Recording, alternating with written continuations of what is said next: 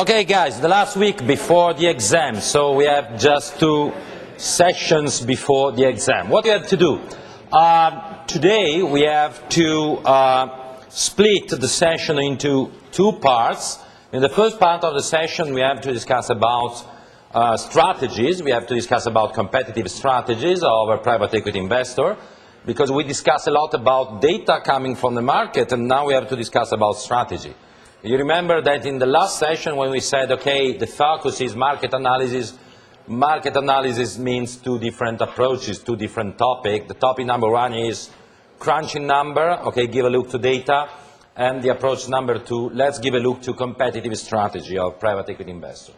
This is the first part of the session. In the second part of the session, which must be considered as a whole with the session for tomorrow, is devoted to the analysis of the managerial process. That means, okay, let's try to identify what are the different phases which characterize the managerial process of a private equity vehicle. Please take care, guys, about this second part, because in my opinion is a part which is not so difficult. That means the concept in some cases are obvious, or in other cases probably you know. But in this part, what is quite important is to set up definitions and the common language practitioners use in the market. So it's quite important for a proper setup of your language when you have to face the problem of the management of a private equity investor. But however, take care, let's start from analysis, competitive analysis for private equity investor. So when we give a look to the competitive strategies of private equity investor, generally we use a model. The model is called FOP model. FOP model. It's a model that is conventionally used, especially in the United States, but however it's a general language for private equity investor when you want to classify strategies. FOP model, where F stands for focus, which is the first parameter we have to use to classify and to understand the strategy of a private equity investor. O stands for ownership, which is the parameter number 2 we have to use, you have to apply to understand the strategy of a private equity investor. And P stands for positioning, which is the parameter number 3, we have to use to understand and to classify strategy. So the message is, if you want to understand, if you want to classify strategies of private equity investor, you have to cross together 3 different parameters, where the 3 parameters are the focus of the private equity investors, second, the ownership of the private equity investors, and last, the positioning of the private equity investors. So competitive strategy in the private equity sector language means how we combine together the 3 different parameters. Okay? So it's exactly what we have to do when you have to explore the 3 different parameters. What is interesting, and I would like to suggest to you also this approach. When we discuss about the 3 parameters, don't consider them simply as 3 parameters which are quite useful in a classroom to classify and to understand a phenomena, where the phenomena is competitive strategy. These 3 parameters are quite useful also in the perspective of the people that would like to launch a private equity vehicle. That means if you are the promoter of a private equity vehicle, your problem is not simply to raise money from the investor. Obviously, it's a quite important problem, but your first problem is to identify a strategy. And to identify a strategy, you have to combine these 3 parameters. So please, when you study and when you read this parameter, consider these parameters also in the perspective of people that would like to launch a private equity vehicle. Let's start from the parameter number 1, which is the focus. Focus means the geographic focus of the private equity vehicle. This is your first problem. What is the geographic focus of your private equity vehicle? from an empirical point of view, not from a theoretical point of view, because if we use a theoretical approach, we can create a lot of parameters, okay? In my opinion, it's not useful for you to create a lot of parameters which are quite elegant, quite glamour in terms of theoretical framework, but unuseful, okay? What is quite important is to give a look at the parameter we find in the market. So, if we discuss about geographic focus, in the market, we find evidence of 3 different choices in terms of focus. And the 3 different choices we find in the market, I would like to give you first of all the labels, are domestic focus, international focus, and global focus. So in the market, we have evidence of 3 different focuses: domestic focus, international focus, and global focus, where the most popular choice is the domestic focus. It's the most typical choice of a private equity investor. Let's start to analyze the 3 different parameters. Domestic focus. What does it mean that when you launch a private equity vehicle, you focus in a country, you focus in your country? The content, the meaning is quite simple. When you have to identify the investment strategy, our target in the proposition for the investor is our country. That means we invest your money, dear investors, in a country, which is the country of the managers. Why it's the most common strategy, in your opinion? It's the most common strategy to find private equity investors which are focused in a country. Italy, France, Spain, UK, US, the country you want. Why is the most common, is the most popular, strategy for private equity vehicle? In this part of the course, I do hope that you imagine. You know about fiscality, you know which are the advantages, and then even about lobbying and networking that you can get. You say, just to summarize, you say, I'm more confident with the rules and the laws. It's okay, but I want to say it's okay for whatever kind of players. I stay in a country, also if I'm a producer of some goods, because I'm more confident with the rules. It's okay, but I would like to say something which is more linked to the second part of your answer. Please remember, private equity investment is a tremendously time-consuming and human-intensive business. Please remember, you don't sit in the desk, but you have to go all around in a country. For this reason, it's quite hard, I don't want to say it's quite impossible, but it's quite hard to diversify targets in terms of geographic variable, because you have to stay in the country, because the business is quite time-consuming, is human-intensive, and you have to manage the network in a country. This is the reason why it's the most common strategy for private equity. Let's imagine, I would like to test. Let's imagine you are the investor.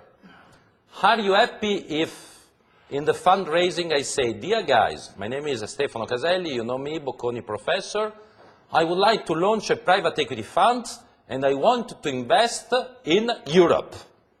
Are you happy? I have time to travel across Europe. I'm able to manage the network of 40 different countries. Do you want to invest in my closed-end fund? If I say the target is Europe? If you are an investor in an open-end fund, you are very happy because of diversification. But open-end funds are business which are based on desk, okay? I sit there and I diversify my portfolio. This is open-end fund. Closed-end fund, Mr. Stefano Caselli and 2 or 3 friends, we have to drive a car and to go along Italy to discover companies, to manage investment and to stay in the companies. So please take care about this concept, and that's the reason why domestic focus is the most popular. Please also consider that in some countries it's quite easy to have a domestic focus. Let's imagine, what is the first market in the world? United States. So to have a domestic focus in the United States, it's obviously quite interesting, okay, for US players. So that's the reason why domestic focus is the most popular, choice in terms of focus. But we have evidence also of other two choices. International focus, where in international focus, take care, we have two different stories. We have a story which is called many countries for one fund, and the other story is one country, one fund. So two different stories. Let's start, however, from the label. International focus means I don't focus myself in a country, I don't focus myself in my country, but I would like to consider a broader geographic area. I don't know, Eastern Europe, Western Europe, Mediterranean area, South America. Okay, you identify a broader geographic area. But if you want to stay in a broader geographic area, from an empirical point of view, not from a theoretical point of view, but from an empirical point of view, in the world, we find two different choices. The choice number one is one fund which invests in many countries. One fund which invests in many countries. Typically, this strategy, to give names, is followed by Permira and Apax Partner are two examples of players which identify an area which is broader than a country area and then decided to invest. Okay? In this case, to follow this kind of strategy, you must have probably two characteristics, because otherwise it's a nonsense. What are, in your opinion, the two characteristics you must have to follow this kind of strategy? Like Permira or Apax Partner that decided to focus on a broader geographic area. Offices in several countries. Sorry? Offices in several countries, therefore network in several countries. Probably it's better to say something else, even though it's right, but I have to highlight other two characteristics. In your opinion, what is the condition? First of all, you must have a size which name as mega funds, okay? Because if with a fund you want to stay in many countries, you don't have other option than to have a big size. Where a big size, you remember when we fix a sort of threshold to name a fund as mega fund, you remember? 10 billion. 10 billion, okay, it's a conventional threshold, just to know, but typically if you want to follow this kind of strategy, please, you must have and you must manage a mega fund. Otherwise, it's quite impossible to stay into different countries. So if you don't have 10 billion euros, please forget that your focus is domestic country, is domestic focus, okay? This is the first condition. The second condition, in your opinion, what is the second condition, the second characteristics to follow this kind of strategy?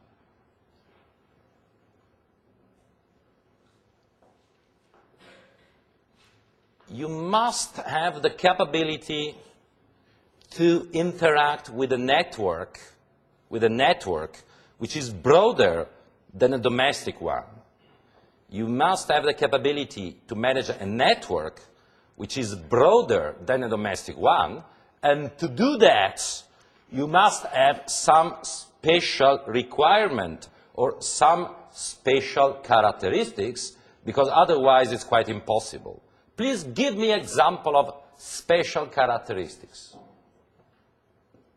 Why? Let's imagine that Stefano Caselli wants to launch a mega fund of 10 billion because I want to invest in South America.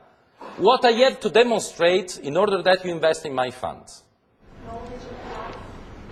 Okay, I travel a lot in South America. I love South America. It's okay. I'm joking a bit, but probably is not enough to convince you to give me money. You know the sector. Sorry? Okay, I know South America, but it's enough if I say, dear guys, don't worry, I know South America.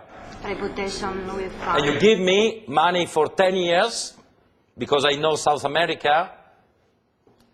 You have some track records. Track record, what example of track records? Give me examples. Because you have to decide if to give me money for 10 years in South America. It's a quite broad area. Examples. You are experienced in South America. I have to demonstrate to you that I stay in the network of South America. And to stay in the network, please give me example. For example, if I was, in my previous life, the chief of South America, of Goldman Sachs and JP Morgan, for 20 years, it's a good demonstration that I stay in the network of South America.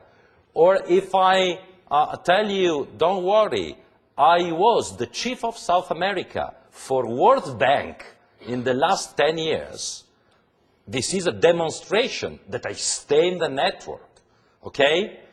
Or if I say, don't worry, I work in South America for 10 years, 15 years, because I was director of South America for Microsoft. It's another demonstration that I stay in the network.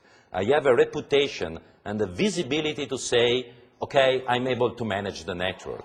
But if I don't have 10 billion euros, and if I don't have a track record to demonstrate I manage the network of South America, you can say, dear Stefano, you are quite smart, but we don't invest in your funds because you don't have money enough and you are not able to manage the network. Okay? So if I give a look to players like Permira or Apax Partner, and you give a look to the names of people working typically, they are 50, 60 years old people with a quite strong CV in which they demonstrate experience in the geographic area for a lot of years, and the experience generally is related to previous investment banking activity, previous entrepreneurial activity, or previous activity concerning very important organizations like World Bank. Okay? These are a demonstration that we stay in the network. Okay? This is one story. The other story is one fund, one country. It's a strategy which is very similar to the strategy of a consulting firm, like, okay, McKinsey, like Bain. Okay, it's a strategy like consulting firm, in which you don't want to have a vehicle which invests in different countries, but your strategy is to create a fund per country. A typical master of this strategy, and I would like that you remember the name, is a famous UK player, which is a 3i. The strategy of 3i is a strategy in which 3i creates a fund per country. It's another story to follow an international focus, okay? In this case, you have an advantage, and the advantage is you don't need a big size, okay? You don't need to have 10 billion euros, because it's enough to have 300 million euros in Italy, 300 million euros in France, and so on, okay? So this is the big advantage. The disadvantage is that you must identify management coming from the different countries. That means if you stay in Italy, you have to identify Italian people. If you stay in France, you have to identify French people, and so on. Sometimes it's easy, in other cases it's very difficult. And if you're not able to identify the right management, it's a disaster. Okay? The last, global focus. Global focus means you are not focused in the domestic market, you are not focused in a broader geographic area, but your focus is the world, okay? And when your focus is the world, you have two different options you can use. The first option is called global strategy, and the second option is called fund of fund strategy. Global strategy, what does it mean, global strategy? Global strategy means you don't have a specific focus, you invest in whatever deals in the world. Because it's very hard to stay in the network of a lot of countries, necessarily you have to focus only on very big deals. For what reason? If you focus on very big deals by nature are more international and they are not so related to a country, okay? Big deals by definition are more international and they are not so country specific, okay? The big name, the very famous global strategy leader is KKR. It's one of the most important players in private equity. And the strategy of KKR is to invest in whatever part of the world with mega fund, obviously, but necessarily KKR has to use an approach in which small target, medium target are not possible to be considered. Only very big targets and very big deals are relevant. Another examples of global strategy, private equity vehicles, please remember, are sovereign funds coming from the area of Emirates, where the strategy of sovereign funds coming from the area of Emirates is to raise a lot of money and to invest in whatever part of the world. What kind of target? Only very big targets, because they are international by definition. Okay? Fund of fund strategy means I don't invest in a company, but I follow a global strategy by investing in other private equity vehicle. So fund of fund strategy means I don't invest in other companies, but simply I invest in other private equity vehicles. So I hope that you understand and you realize that in this way I invest in whatever part of the world, but I don't invest directly in the companies because I invest in other vehicles. It's fund of fund strategy. Example of very big players which follow fund of fund strategy, just to have names in your mind, are the US player which is Crossroads, and the other very famous fund of fund player is Auda, which is a German player which follow a strategy of fund, where Auda invests, sorry for the German pronunciation, not able to have a German pronunciation, Auda, A-U-D-A, is the name of the family which is the owner of this vehicle. Okay? These are the example of focus, domestic, international, and global. Okay? This is a story of focus, but we have also a story of ownership. Take care about it, because it's quite strange. When we analyze a strategy of someone, I don't want to come back to your strategic management courses or something similar, but generally, when you have to analyze a strategy of someone, the ownership is not so relevant. You discuss about the positioning, about the geographic area, about the competitive advantage, but don't care about the ownership. In private equity, the ownership is relevant because the ownership has a strong impact on the competitive advantage of the private equity investor.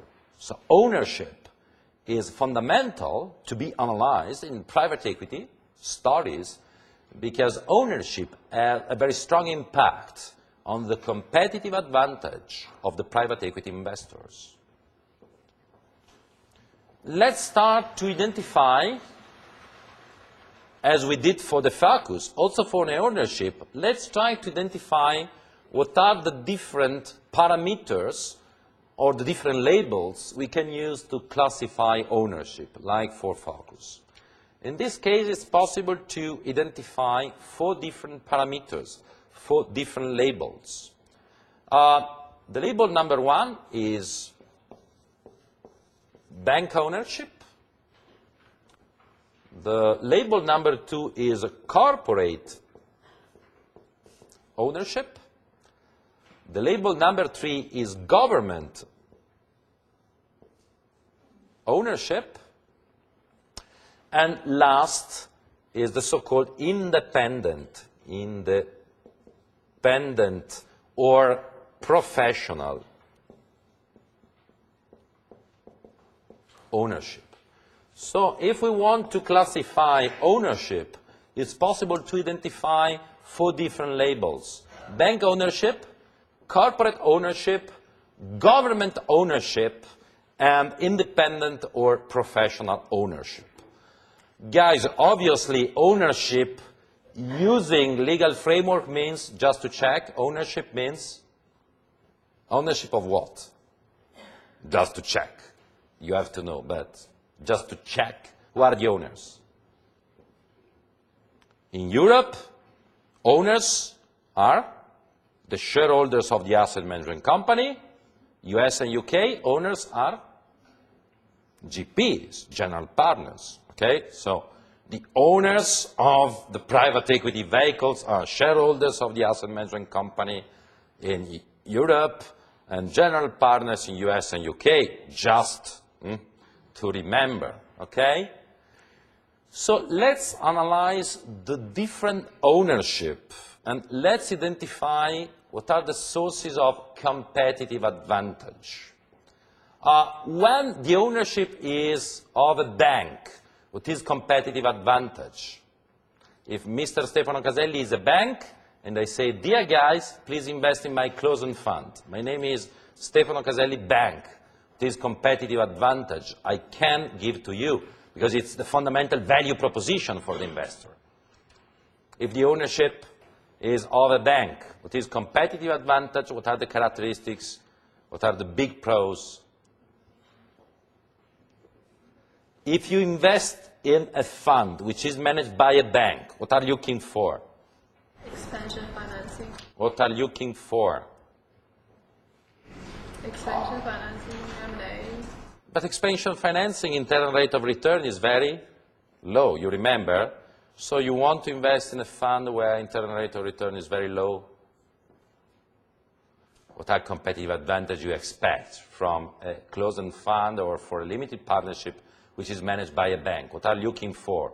What are competitive advantage? Synergy with other services of the bank. That means? If I have also a mortgage or other services in the bank, You invest in my vehicle because of the great capability to use leverage. This is a fundamental competitive advantage. If my value proposition is, dear guys, I'm a bank, please invest in my closed-end fund, the first benefit, the first competitive advantage is, without any doubt, Stefano will have no problem to raise money for debt, both in the vehicle, limited partnership, and outside the vehicle to leverage investments. You remember that more than the 50% of deals in private equity are leveraged buyout, you remember? So if the ownership is of a bank, it's the most important competitive advantage. You invest in my vehicle because your assumption, your idea is Stefano will have no problem to raise money for that. Okay? Obviously, you as investors, you must be interested in a fund which will use a lot leverage, because to use a lot leverage means a lot of returns, but a lot of risk. But my competitive advantage is, don't worry for the raising money through debt, because I am a bank.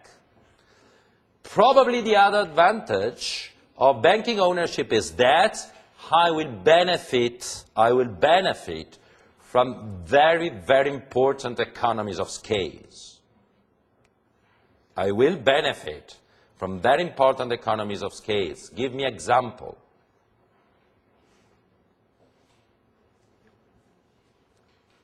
Give me examples. Consulting activity, legal services, equity research, due diligence. If the closed-end fund is managed by a bank, obviously the closed-end fund benefits from the economies of scale coming from the bank. Okay? Exactly the opposite when we discuss about independent closed-end fund, in which we don't benefit about any economies of scale. Okay? These are the two big competitive advantages when you invest in a vehicle which is managed by a bank. Okay? Capability to leverage and great benefit, great usage of economies of scale. Although we said that in Europe, closed-end funds do not leverage that much, right? Outside. We remember that when we discuss about leverage, you have two different stories. The story number one is inside the vehicle, US, a UK story, European story for investment firm. Second, to leverage means, don't worry about the vehicle, you leverage outside because the private equity investor invests in SPV. So when we say leverage, but I'm a bit surprised of this question in this part of the course, because you have to know now. So when we discuss about leverage, we have, I repeat, two different stories. The story number one is leverage inside the vehicle. And this story is a story of limited partnership and investment firm. Is it okay? It's not a story of closed-end funds. End of the story number one. Story number two. For whatever kind of vehicles in the world, it's possible to invest in a company using leverage. What is the meaning? Here you have the closed-end fund, for example, or the limited partnership, and the closed-end fund doesn't invest in the company, but the closed-end fund invests in a new co, in which we have equity and debt, and the new co invests in the targets. Please remember the charts of the last session in which we said UK, US, Germany, France, Spain, Italy, more than the 50% of deals, you remember the role, are leveraged buyouts. Please remember. Okay? Obviously, if the vehicle can leverage inside, the risk-return profile is higher in US and UK. For what reason? Because you leverage inside and you leverage outside. With a closed-end fund, you can leverage simply outside. But obviously, if the closed-end fund is managed by a bank and you are the investor, you are more confident that for Stefano, it will be not a problem to raise money through that, because I am a bank. Okay? Take care. Bank, corporate ownership. What is competitive advantage of corporate ownership? Competitive advantage. Let's imagine now Stefano Caselli is not a bank. I'm an entrepreneur. I'm a manager of a company and I say I would like to launch a closed-end fund. What is the competitive advantage? Why you have to invest in my closed-end fund? My competitive advantage is... Knowledge of the sector? Absolutely. Strong knowledge of industries and sectors. Absolutely. You don't have this competitive advantage in the banking ownership. You have this competitive advantage in corporate ownership. Okay? Take care, because in corporate ownership you have this advantage. Obviously, in corporate ownership you benefit from the economy of scale coming from the corporation, also in this case, obviously. But take care, in corporate ownership you have a very, very big disadvantage, you have to remember. And the very big disadvantage is that your leveraging policy could be negatively affected by the belonging to a corporation. Please remember, when the ownership is of a corporate, you have a big disadvantage. And the big disadvantage is that the using of leverage could be negatively affected by the belonging of the corporation. You understand? If my name is Stefano, I'm a manager of Microsoft, and we launch a closed-end fund, you are very happy because I strongly know IT. Great. We benefit from economies of scale from Microsoft. Great. But in using leverage, if Microsoft will have troubles, also your vehicle will have a lot of troubles, because it will become very hard for Stefano to raise money through that because of the problems of Microsoft. That means you don't have this disadvantage if the closed-end fund in which you invest doesn't use leverage. In this case, you have only advantage. But if my value proposition is, guys, give me money because I stay in the network and I want to leverage a lot, please remember that using the leverage, I will have, I don't know, problems in the future. Okay? Banks, corporate ownership, government ownership. Government ownership means the shareholders, the promoter of the fund is not a bank, is not a corporation, is an entity belonging to the government system. Government means a country, a state, or government means an international institution like World Bank, for example, belonging to the government system. Okay?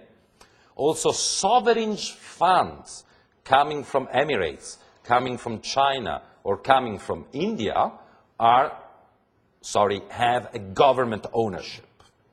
In this case, what is the competitive advantage of funds belonging to government? What is competitive advantage? It is competitive advantage. We have two very tremendous competitive advantages. Network. Obviously is the lobbying capability. Okay, the lobbying capability is absolutely quite powerful. It's the big pros. That means, okay, in another sense, network, but I do prefer to say lobbying capability, okay? This is one of the advantages, but you have another advantage, which is quite important, which is the big competitive advantage of sovereign funds coming from Emirates or coming from Libya that are starting investing in Europe. Not simply lobbying, but another quite strong competitive advantage. You will never default. So in that case, you can leverage as much as you want. No, you can't do it. Sorry. Let's imagine the closest... The government. But what's the problem? No. Sorry. But let's imagine a closed-end fund which is managed by the Libyan government. Okay? The first competitive advantage is lobbying activity.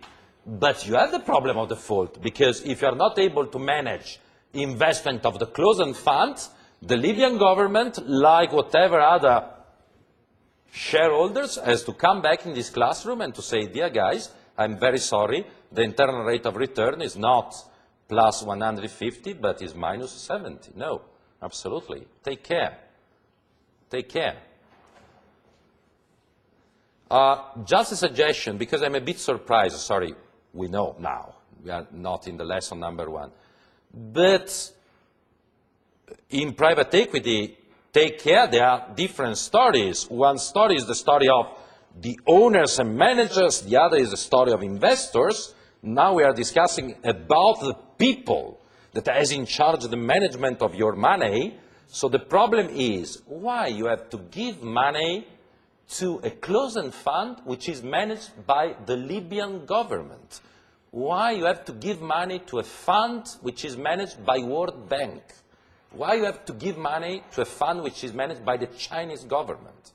What is competitive advantage? First of all, lobbying activity, and the other competitive advantage is, there is another tremendous competitive advantage.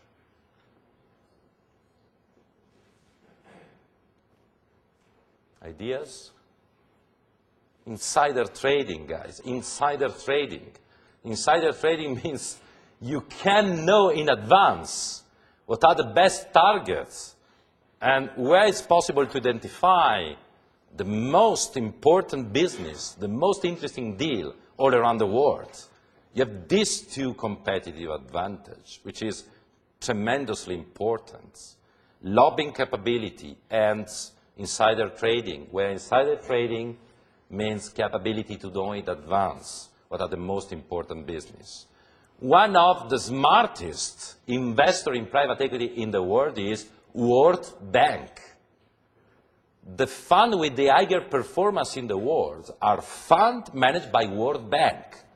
For what reason? Because of the incredible lobbying activity and because of the strong capability to identify businesses in a quicker way than the other investor. Because my name is World Bank. Okay?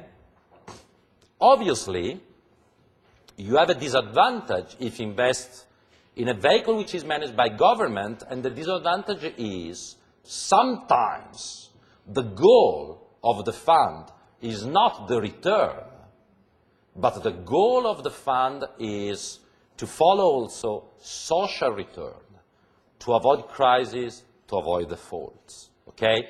If you have a fund which is managed by the government, obviously the government, because it's managing your money, is looking for performance, but not always. In some cases, the goal of a fund which is managed by government is looking for social return, or is looking for avoiding a crisis, and so on. Okay, guys? For what reason, why sovereign funds are investing in football team in UK? It's a classical private equity activity. Most of the sovereign funds managed by countries of the Gulf are investing in football teams in UK. Okay, it's private equity. In your opinion, for what reason? Or for what reason sovereign fund would like to invest also in Italian football team? For what reason, guys? Is a profitable business? Betting. Sorry? Betting on the teams. In which sense? In the sense which team wins and which loses. But my question is, if a sovereign fund invests in Arsenal, okay, or in Manchester City, is for internal rate of return, in your opinion, or not? This is the question. This is the question, okay? This is the question. Maybe they're looking for some public exposures through these kind of international games. So they become more famous. It's very good for their fundraising. I think it's more for their reputation. Because they show that they have so much money and they can invest in anything they can. It could, absolutely. It could be for different reasons. To try political awareness, to stay in a country, to multiply relationship, commercial relationship with a country, to highlight reputation. This could be goals in investing in football team in UK, not simply for internal rate of return. If you are an investor in this kind of funds, just to confirm what I mentioned before, you are investing in a fund in which you have very, very big competitive advantage, but sometimes these kind of vehicles are not looking only for performance, but they are looking also for other goals, like the needs of penetration in a country, to look for political awareness, to create relationship with the country, to highlight reputation, and so on.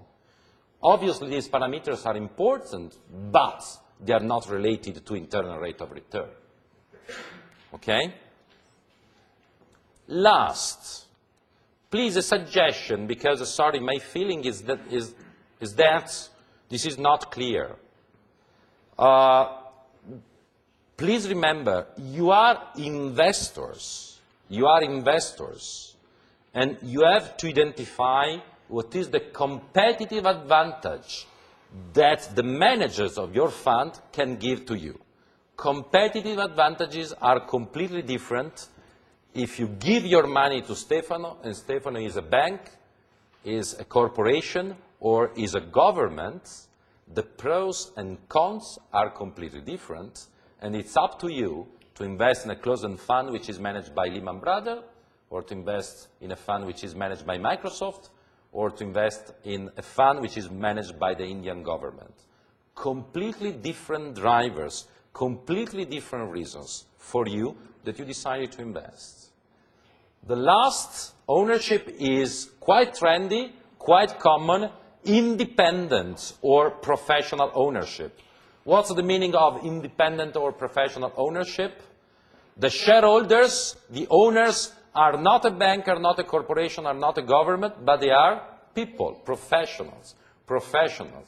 Where professionals are people that previously were consultants, or people that were previously bankers, or people that were previously managers of a company. And they decided to manage their funds. What is the competitive advantage of independent vehicles? What is the competitive advantage of independent vehicles?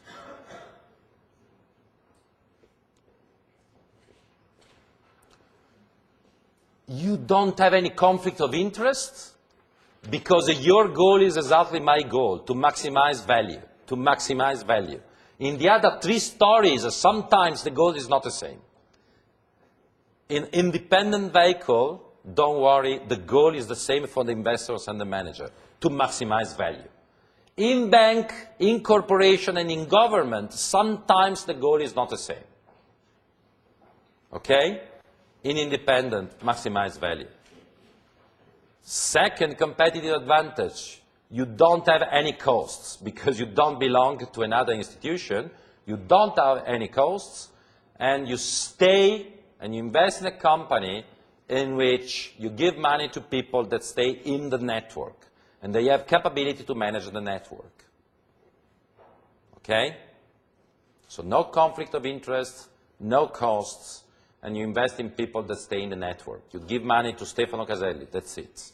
No conflict of interest, no costs, and you give money to Stefano because Stefano stays in the network. It's great. But you have a lot of disadvantages, and the disadvantages are that you don't have in the backdrop a big bank, a big corporation, or a government. That means you give money to Stefano, you give money to a human being, and that's it. So you have to trust in me.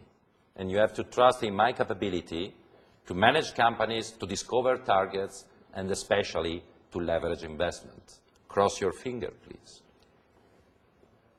Okay? I don't want to say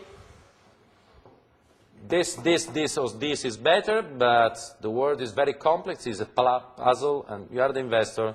You can select between different strategies, between different vehicles. Okay? What I want that you remember is one issue. Please write it, not for the exam, but for you. There is a sort of tremendous contraposition, a tremendous difference between bank, corporate and governance versus independent players. There is a tremendous trade-off. And the tremendous trade-off is, in bank, governments and corporation, you invest in something which is stronger, no doubt about it. You are not investing in Stefano. You are investing in a vehicle which belongs to a big bank, to a big corporation, or to a big government. Okay? But please remember, even though you give money to a very important vehicle belongs to a bank, to a government, to a corporation, sometimes, many times, I don't know, there will be a conflict of interest, obviously. Because if you give money to a vehicle which is managed by BNP Paribas, Unicredit, Deutsche Bank, what you want, in some cases, in many cases, the vehicle will invest in companies which are relevant not for you, but for the bank.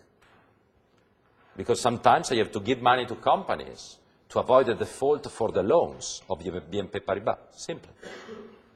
Corporation, the conflict of interest, sometimes I give money to business which are relevant for the corporation, not for you. But these vehicles are stronger, but there is conflict of interest. Independent, professional, there is no conflict of interest. There is no conflict of interest. That's great, but on the contrary, you don't have behind a big institution. So please make your choice. It's a trade-off. And some investors do prefer to say, we want to have a big institution behind, it's okay, but remember the conflict of interest. Other investors that would like to say, no, we don't want conflict of interest. We invest in an independent company, but please remember, you don't have anybody behind you. Please make your choice. Okay? Focus, ownership, positioning.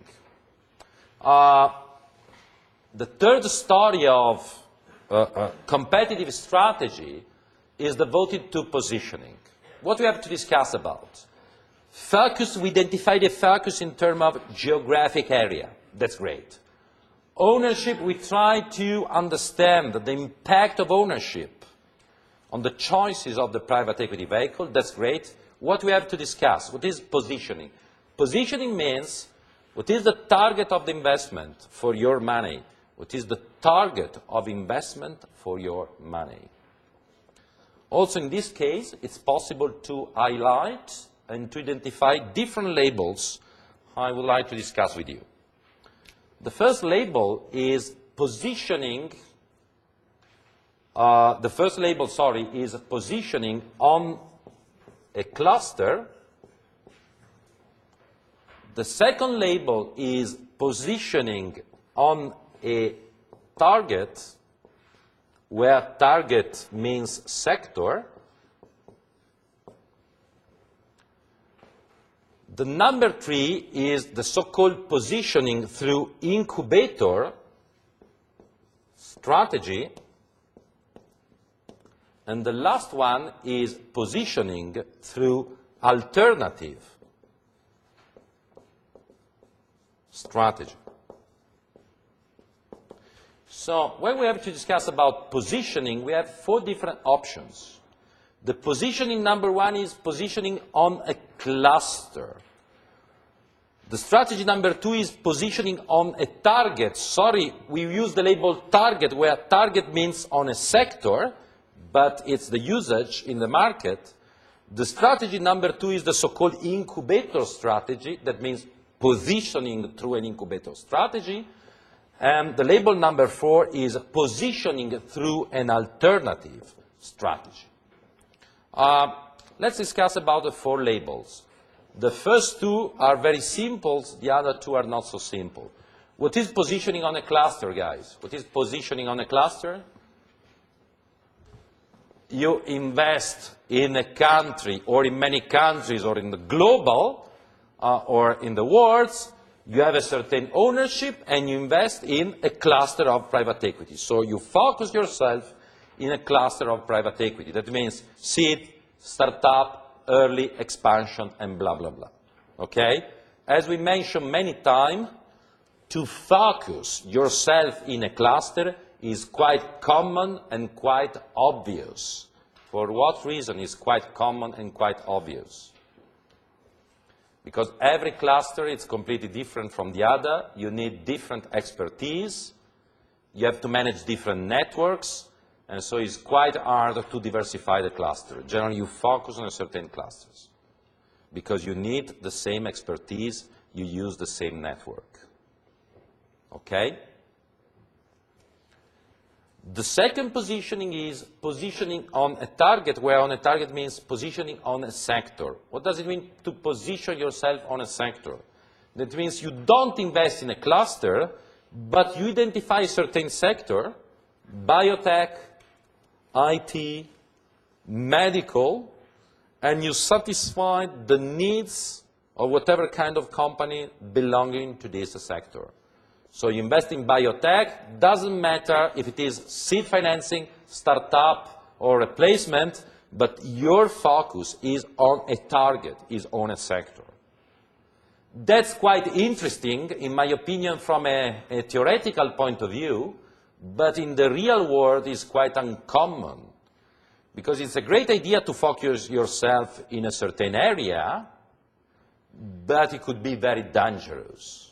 Because if you invest in IT, okay, and we stay in 2001 and there is the internet bubble, good luck, okay? If you stay in the medical sector, I don't know, there will be a crisis in the medical sector, good luck.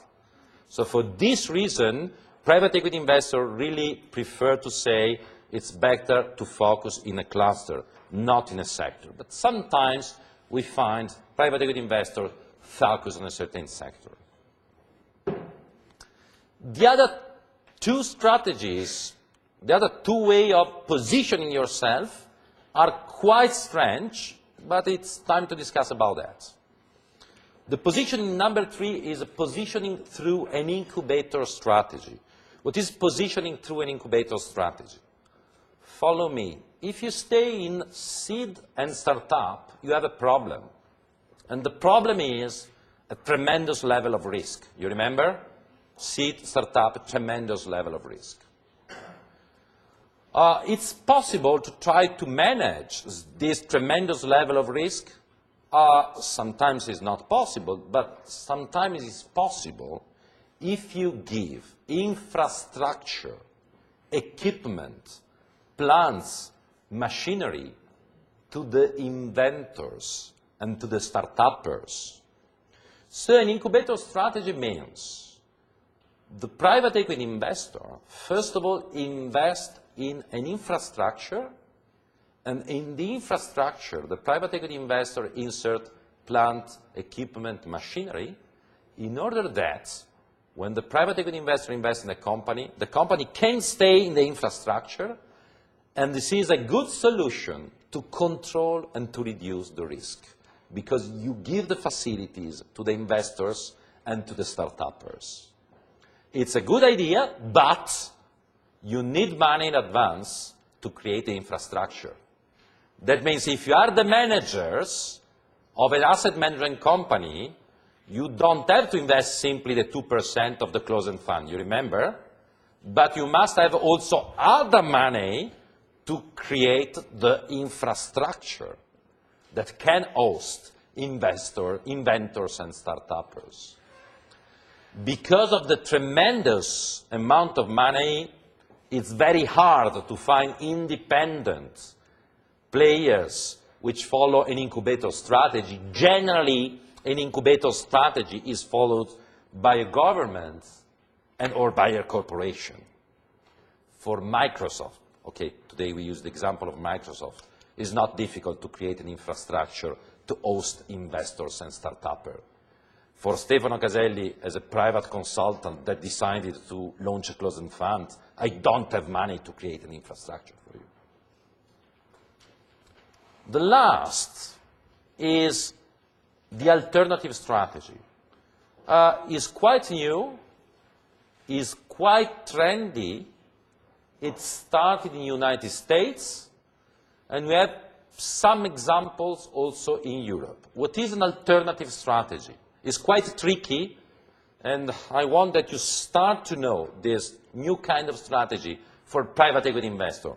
Alternative strategy means the private equity vehicle invests in assets they don't have value to create value. The private equity investors invest in assets which they don't have value, and my goal is to give value to these assets. What kind of assets don't have value, in your opinion?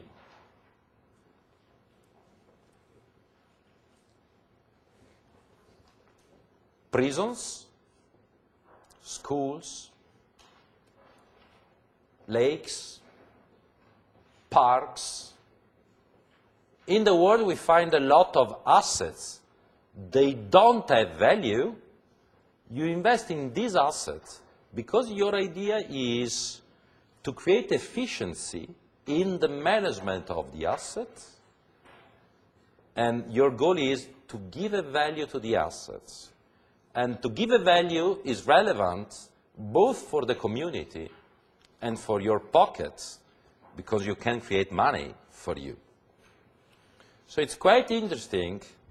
The business idea is the government all around the world have no money yet, they need money, and the smart strategy for private equity is to try to identify assets without any value You buy these assets, you give money to the government is very happy, and you start to work on these assets to create efficiency, to create value, and the value could be relevant both for your pockets, because you can sell these assets, and also for the community that can take benefit from the new value of these assets.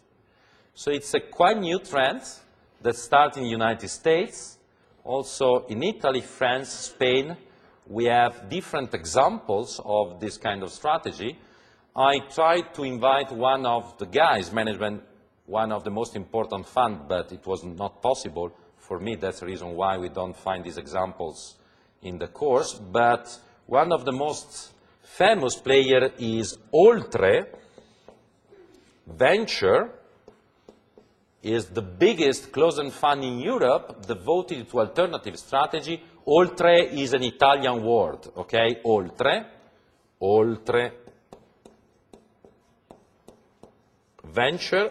If you want to give a look to the website, it's quite interesting to give a look to this kind of closed-end fund, which is focused on an alternative strategy. Well, alternative strategy means we are looking for assets without any value, and the challenge is to try to give value to this kind of assets, okay? And typically, assets without any value are public goods that you want to buy to create value for you and for the community. Take care about it, because it's a quite trendy strategy. It's a quite new strategy we find in the world for private equity.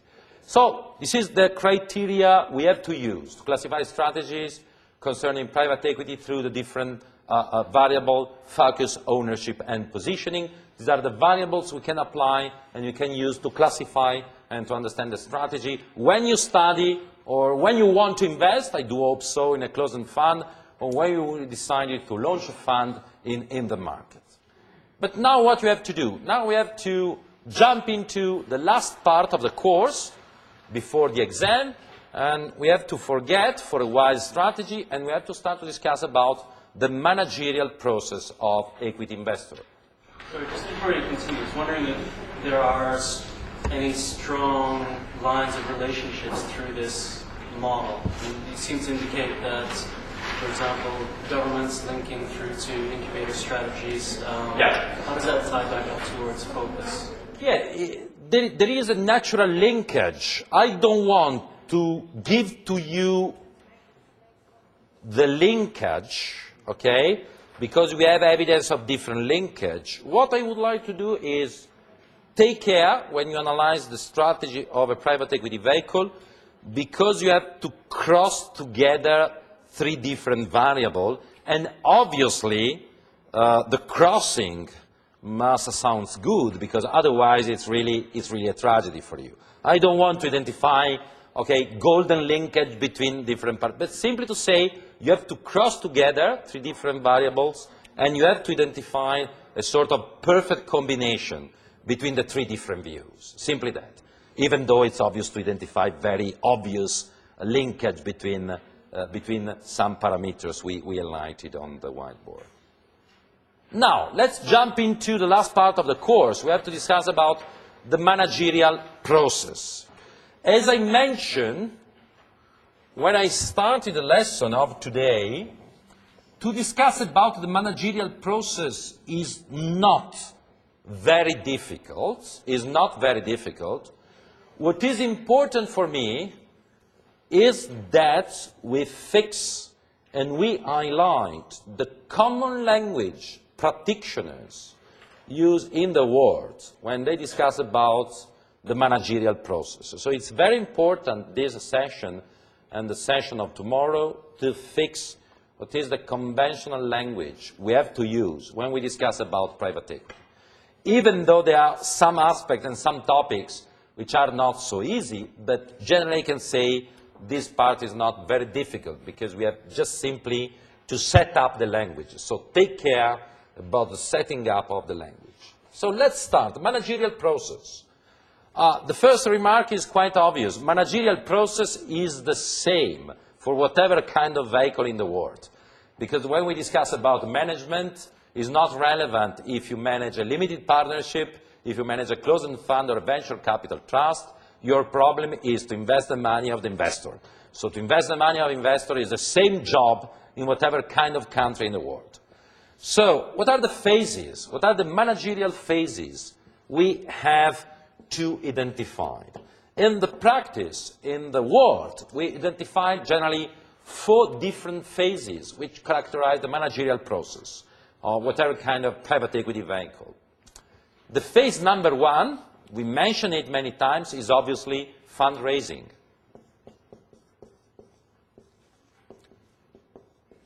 Before starting your story, you have to raise money from the market. So the first phase of the managerial process is the fundraising. The phase number 2 is obviously investing, because you raise money from the investors, and now you have to invest. But take care, investing phase is made by 2 different stories. And the 2 stories are valuation and technique to finance the deal. Technique to finance the deal. When you invest money, you have 2 different problems. The problem number 1 is you have to evaluate the company. That's great. But the problem number 2 is you have to design, you have to create a package, a solution, a contractual scheme to finance the company in which you want to invest. Where technique to finance the company means a lot of stuff. Equity, debt, what kind of shares, how many people in the board of directors, a lot of stuff we have to discuss about the technique to finance the deal. Fundraising, investing, the third activity is managing and monitoring, because when you decide to invest, that's great, but later you have to stay in the company, and when you stay in the company, you have to manage something, and you have to monitor the value you are creating. It's not enough to stay in the company, to sit in the board of directors. You have to monitor, to control the value the company is creating. For what reason? Because the phase number 4 is obviously exiting. You have to exit from the company, and to exit is possible only if you managed and you monitor a lot the company, and you're able to justify the value the company has created. You remember the lesson number 1 of the course. I invest in a company, 10 million, and 5 years later I try to convince you that the value is not 10 million, but is 15 million. And you have to discuss a lot about it. So to justify the value, for me, is fundamental to manage and to monitor the company. Because otherwise, it's not possible to say, dear, your name is Dear Cohen, the value of the company is 15 million euros. And you say, it's your assumption, Stefan. For what reason is 15? So managing and monitoring. These are the 4 phases we conventionally identified to analyze the managerial process of whatever kind of private equity vehicle in the world. What we have to do now is, for each phase, to highlight, to identify the most important points we have to remember. In order that you start to identify on the whiteboards, what will be very, very difficult is related to technique to finance the deal, and managing and monitoring, it will be very, very difficult because we have to fix and to set up a lot of new contents. When we discuss about valuation, fundraising, exiting, is just simply a problem of identifying the common language and the common usage of different definitions within practitioners. Okay? Let's start with the fundraising. Okay? Let's start with fundraising. You know a lot of things about fundraising. But what I want to do now is to give you a very simple criteria to classify the different phases involving the fundraising. So I would like simply to classify the different phases that we find inside the fundraising. About fundraising, you know a lot of stuff from an emotional point of view, because we discuss a lot in the classroom. Now it's time to highlight what are the different micro phases which characterize fundraising. So let's start, because we have to identify 5 different micro phases inside fundraising. And I would like to give you the label, and as usual, we discuss about it. The micro phase number 1 is the so-called creation of the business idea. The phase number 2 is the so-called selling job. The phase number 3 is debt raising. The phase number 4 is commitment plan. And the phase number 5 is the so-called key covenants setting. So the 5 phases which characterize the fundraising activity are creation or launching of the business idea. Phase number 2 is the selling job. Phase number 3 is debt raising.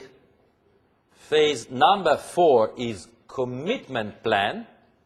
You remember what is the other words to name commitment? Commitment or drawdowns. So drawdowns plan or commitment plan. And the last is key covenants setting. These are the classical 5 phases we find in the fundraising. Let's start. We must be very smart to identify a common path for whatever kind of private equity vehicle, and to highlight activities which are different in Europe and in US and UK. Because the path, the roadmap is the same in whatever kind of country, but we find some differences if we stay in Europe or if we stay in US and UK. The phase number 1 is the so-called creation or launching of the business idea. You don't have anything in your hands, but first of all, you have to start to test the water all around the circle of potential investors. Okay? The first activity is the creation of the launching or the business idea. And launching of the business idea means testing the water within the circle of investors which potentially could be involved into the vehicle you want to promote. This activity is informal, is completely free in US and UK. In Europe, in the launching of the business idea, you have to test the water, but you have also to go to the supervisor to ask for the permission to start work. Okay? This phase is quite tricky and quite complex, because when you test the water, you have to check the idea with potential investors. Your name is? Koan again. Koan is quite informal, quite private, quite confidential. I have this idea, okay, of a closed-end fund of 1 billion euros. I would like to invest in this company, and this company. Perhaps I will launch a fund. Why is quite tricky? It's tricky for a reason. Because if I give a lot of information to Koan, it's probably very easy to convince Koan to say, Koan, please wait 1 or 2 months and I will start. Okay? But in the same time, if I give a lot of information to Koan, because Koan is a quite important investor, it could be dangerous for me. Because if I say to Koan, Koan, I would like to invest probably in the company of, your name is? Carolina, okay? And you say, wow, the company of Carolina, that's great.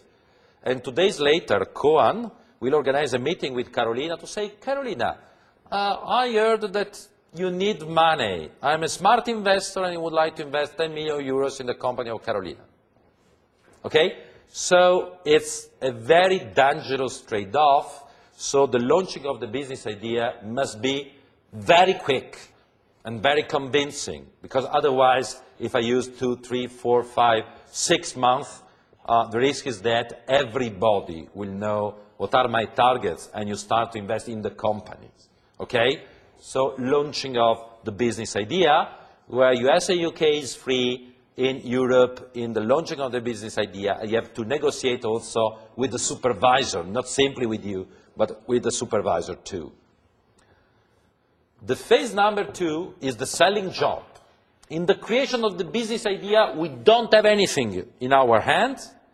In the selling job, we have the idea, we created the limited partnership, or we have the approval in Europe, and now we start the clock to manage the fundraising. You remember in Europe we have 1.5 years, you remember, to get money from the investors.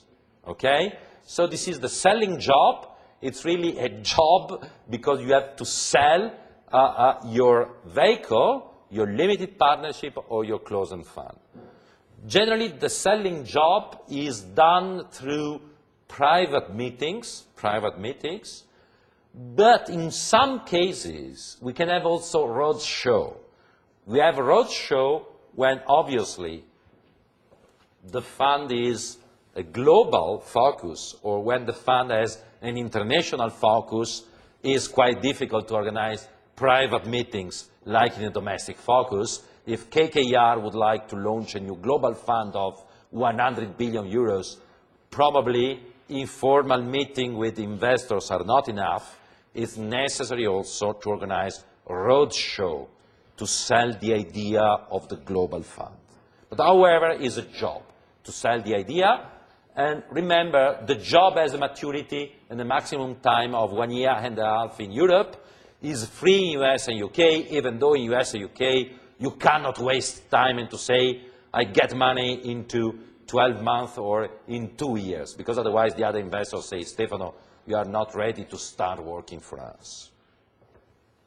Creation of the business idea, selling job, debt raising.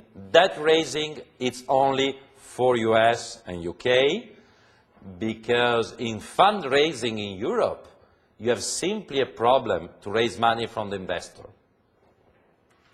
But in US and UK, you have another problem, and the other problem is you have also to raise money from the financier, because in a limited partnership you have a debt.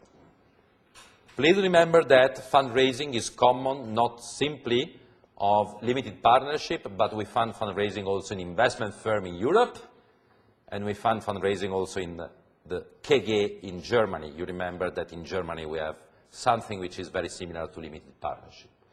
When you have to use the leverage inside the fundraising is not simply a game to raise money from the investors. You have to raise money also from the banking system. It's a tremendous job.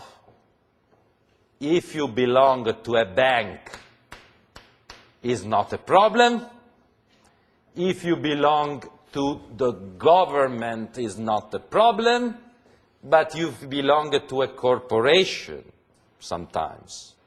And if you belong to professional, to independent people, always you will have a lot of problem in debt raising. Okay? Is it okay? You remember when I joke with you and I say, please give me money. No, I don't give money to you because I would like to know if Cohen give to you money. Okay, it's a tremendous game in which we insert also the banking system to raise money through that. Creation of the business idea, selling job, debt raising. The phase number 4 is commitment plan. What is commitment plan? We raise money, we are okay, but we have to fix we have to identify a plan of drawdowns. And the plan could be very free. That means in whatever kind of moment, I can give to you a call, and you have 10 days to give me money. The other possibility is, no, we fix some milestones, and every 4 months, 5 months, 6 months, it's up to you, you have to give to me a certain percentage. The two options are both good, but we have to fix, and to fix them is not easy because you have to negotiate with you. Because for Cohen, could be great to say, Stefano, I don't have any problem of money, please give me a call, and in 10 days I give to you money. But Carolina, right? No. Carolina could say, yes, for Cohen it's okay, but I do prefer to have specific milestone every 3 months because I have to plan my money, and every 3 months I give to you a certain quantity. You are perfectly right, but we stay in the same vehicle, and we have to identify a commitment plan which is okay for everybody.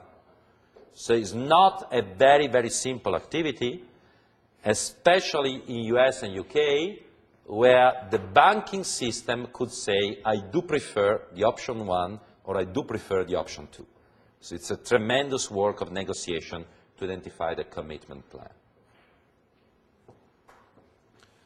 The last job is key covenants setting, where key covenants setting means to fix the rules,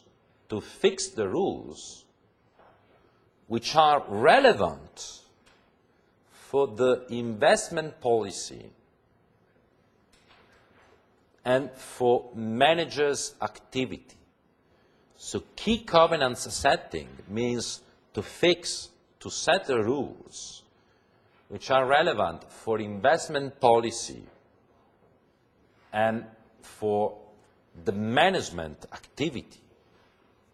The key covenant setting is written in the internal code of activity in Europe, and it's written in the LPA in US and UK. But if we set the covenants in an internal code of activity, you need the approval from the supervisor.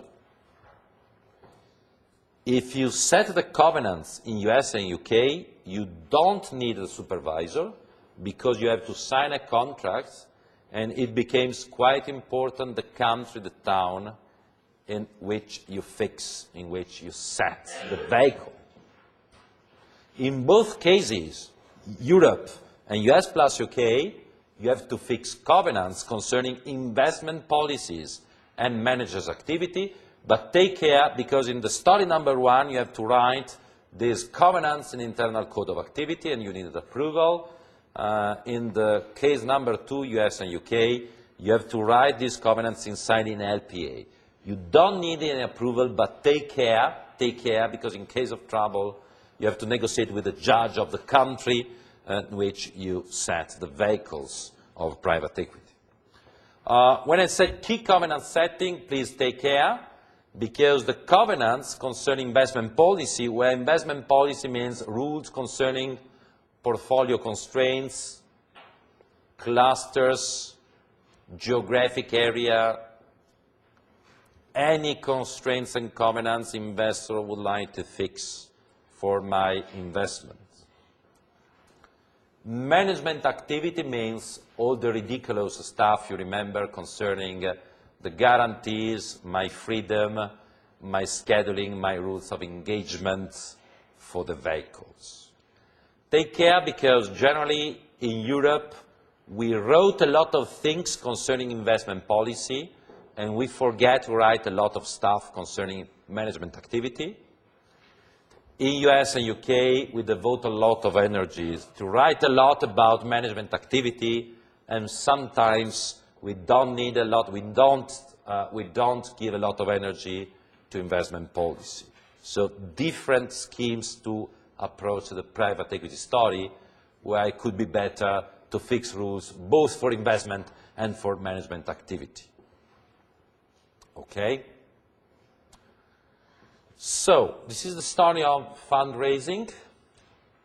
I would like just to spend 2 or 3 minutes to start to discuss about the phase number 2, where the phase number 2 is the phase of investing. After the phase 1, we are very happy because we have money, we have the vehicle, and we can push the button, we can start working to invest money for you, with the big expectation of carried interest, obviously. The first activity we have to face is investing, where investing means to identify the targets which are given following the covenants we fix in terms of investing policy, and we start to invest your money. Investing is made by 2 different activities. The 2 different activities are valuation, where valuation means we have to identify the targets, and we have to identify and to decide if to invest or not. In the valuation activity, typically the work is done by the technical committee and the advisory company. Valuation generally is done by the technical committee and the advisory company. Technique to finance the deal means, okay, we decided to invest in a certain target, and now we have to design the package to invest our money in the company. And this work typically is a work for the managers of the vehicle of private equity. They have to negotiate with the company, and they have to create the deal. Technique to finance the deal, just 1 minute, means a lot of story. And the first story means to come back, I hope you remember, to the lesson number 2 and 3. You remember when we downloaded the first file concerning financial needs, okay? This is one of the examples of technique to finance the deal. You decided to invest in the company of airplanes, you remember, but you have the problem, and the problem is the company needs this amount of money. What percentage of share this amount of money represents? And if this amount of money represents the 90% of share or the 2% of share, is not good. You have to create something in order that it's possible to go on. This example is a classical example of the story of techniques to finance the deal. We decided to invest in a company because our valuation is okay, but now we have another story, and the other story is, okay, we have to give money to a company. What we can do? What's impact on the governance? What kind of shares? How many debts? It's a problem of technique to finance the deal. So tomorrow, when we start from this point, valuation, it will be very easy because we have just to highlight some points. Technique to finance the deal, we have to devote a lot of energies because it's not easy. We have to fix a lot of points. So that's great. We'll see you again on tomorrow for the last lesson before the exam.